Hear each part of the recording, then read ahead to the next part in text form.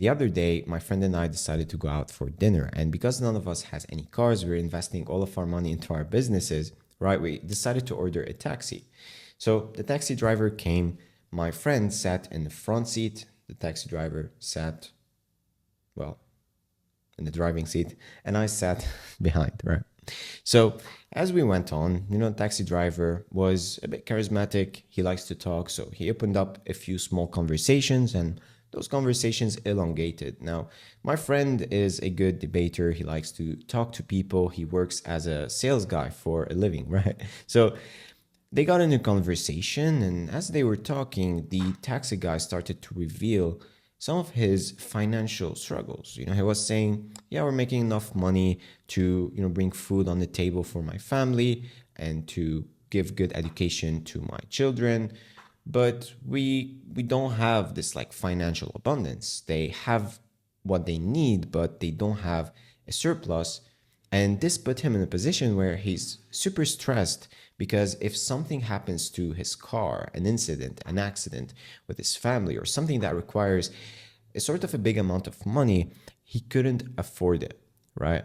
And so my friend started suggesting ways that this taxi driver can, make more money. And he started breaking down the beliefs that this taxi driver had around money. And as I sat behind, I like to listen, right? And I like to think, to analyze what's going on. I realized how many limiting beliefs this taxi driver has. And this is what determines basically, or what determined his future. This adult who is mature, who is, old enough, doesn't have enough money simply because of his limiting beliefs, right? And so what am I trying to say here? And first of all, why should you listen to me?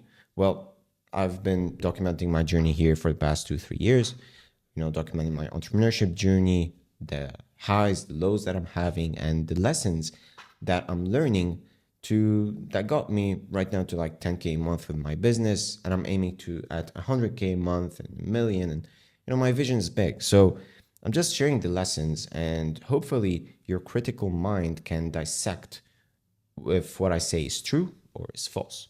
So back to the point, we're talking about this taxi driver, his limiting beliefs. And what I'm trying to say here is that if you listen to people like him, and if you surround yourself with people who think the same way, who have those limiting beliefs around money, around success, right?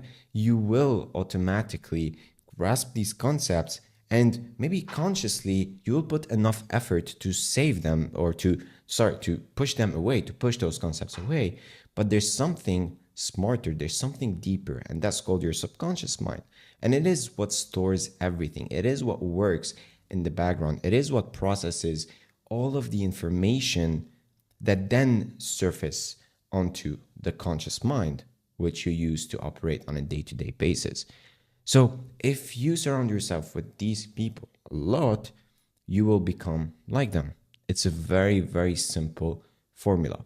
Now, I'm not saying these people or the taxi driver out of judgment. I'm just saying that if someone wants to become a taxi driver, that's their dream, then do it. They're considered to be a success. Each one determines what success looks like for them. There is no win-lose or poor or rich. No, you can basically have whatever you want in life. You can design your life. But if you work in something that you don't really like, right? And if you don't have the financial results, the financial means that you wish to have, right, but you're still doing something that won't get you to what you want, then this is where the problem steps in, right? You gotta figure out, you gotta step out, you gotta pause, you gotta disconnect from everyone and think, are the people who I'm surrounding myself with gonna get me closer to my goal or farther away, right? And to give you another example of like the inverse of this, right? If you want to stay poor, listen to people whom you don't want to have the life of. But if you want to become rich or successful, not necessarily through like the financial means, the financial word, maybe you don't want a lot of money. Cool. Don't get this money. But if you want a certain life, then listen from the people who have this life. And an example for me is today I got off on a call with one of my mentors. I've been consulting with him for the past months, and he told me, like, yeah, you should do this, that, blah, blah. And on one of those calls, his advice led me to go from generating $5,000 a month to generating $10,000 a month with a few leverage steps. And that's because I listened from the right person. Whereas if I were to take financial advice from that taxi guy or from a 50-year-old, very wise guy who has an amazing marriage but has terrible finances, then I wouldn't have gotten this big of a result, of a jump in success and what I want to achieve success in, right? So you got to determine also what you want to learn from what type of person.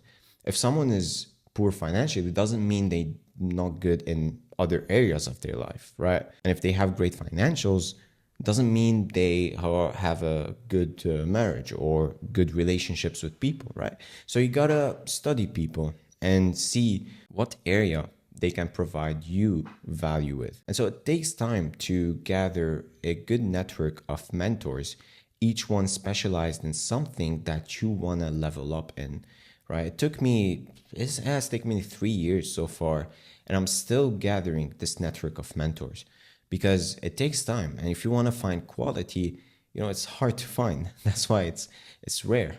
It's called quality for a reason.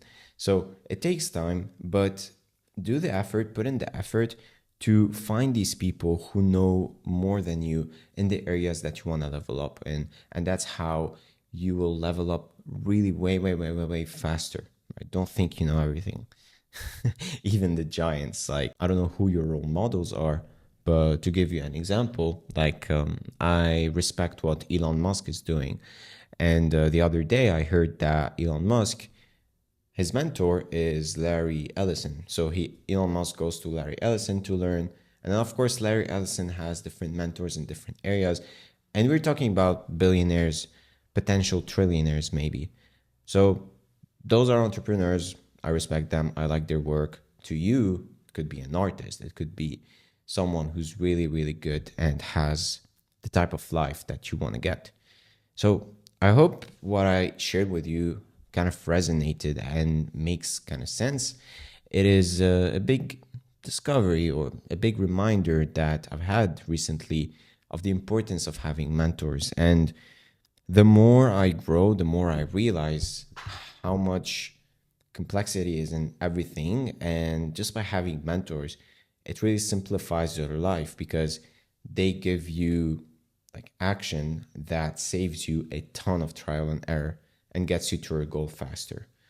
So in summary, be careful who you surround yourself with, even though it's intentional or unintentional.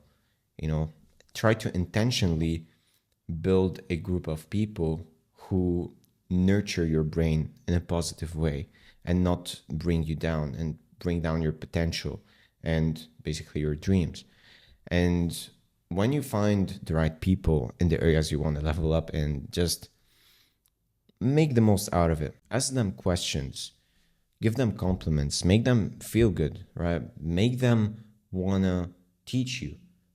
Because if they tell you, they give you advice and you don't go and implement it, it's like it's wasted work. And great people, that's what I've heard, and I'm realizing that it's true with time, is that great people want to pass on their knowledge to other people, but they don't want to pass it on to anyone. They want to pass it on to the mentees that respect them and that take action based on their advice. Careful who you surround yourself with. Start building a network of great mentors in different areas of your life that you want to improve in, and stay consistent. With that being said, hope you have a great rest of your day. Cheers.